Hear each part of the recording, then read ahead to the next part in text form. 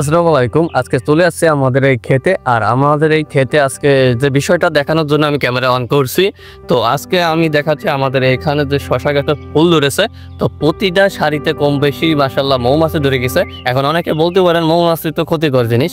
তো এরা ঢুকলে তো আসলে ক্ষতি হবে। কিন্তু আমাদের যে শশা গাছের যে বিষয়টা আছে এগুলোতে মৌমাছি আটলে বরং আরো ভালো হবে। কারণ মৌমাছি তো অতটা ক্ষতি করে না, কিন্তু মৌমাছির মধ্যে আবার দাগ আছে। মৌমাছি হলো কয়েকটা আছে, ওই যে ক্ষুদে মৌমাছি। এইগুলো ক্ষুদে মৌমাছি হলো কি করে, ফলটাকে নষ্ট করে। যেমন ওই যে ফলে পোক ধরে বা করে নষ্ট করে দেয় এক কথায়। তো আর মৌমাছিটি হলো আমাদের উপকারিতা কি, আমাদের ক্ষেতের জন্য উপকারিতা কি হলো, মৌমাছিটি আমাদের যে ফুলটা বা এটা পুরুষ ফুল একটা স্ত্রী ফুল, এই দুটাকে পরাগায়ন করায়। তো মৌমাছি হলে আমাদের ক্ষেতে আসলে বরং আরো ভালো। তো আল্লাহর রহমতে যদি মৌমাছি ভরপুর ঠিকমতো যদি পরাগায়ন করাতে পারে, ইনশাল্লাহ আমাদের প্রতিটা ফুল স্ত্রী ফুল দাঁড়িয়ে যাবে, ফল দাঁড়িয়ে যাবে, ফলে পরিণত হবে আর কি।